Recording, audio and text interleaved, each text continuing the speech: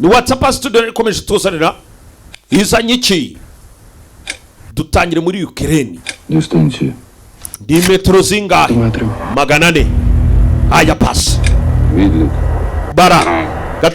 2 1 murase Огонь muri rurakoke byose coming soon with WhatsApp studio mubwira ni kamaze gusohoka muri WhatsApp studio we go to USA Entertainment iratuzaniye ni DJ Gasasu tuzane rero nucikwe nuhangayike mukundwa igihe kimwe ibintu byose bizasubira uko byari bimeze byo byose nubicikwe mubwira ni kamaze gusohoka muri WhatsApp studio kizwe ngo iki nabwo turabimenya boss utabacikwa abantu ngabo umukura amaboko baramukoma imigeri iratangwa masasa arafunguka iyo filime ndayikurarikiye wiyicikwa ni WhatsApp studio bituzaniye inzu yaratwitswe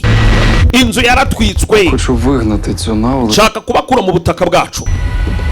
Chaka kubavana mu butaka bwanje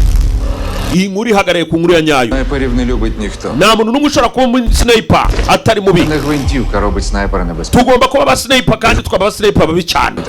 murabyumva taza kuburiranya rero Хороша робота aho ukoze neza dorosho robota ni ku rugamba ku butaka bw'urugamba ni ku sasu rimwe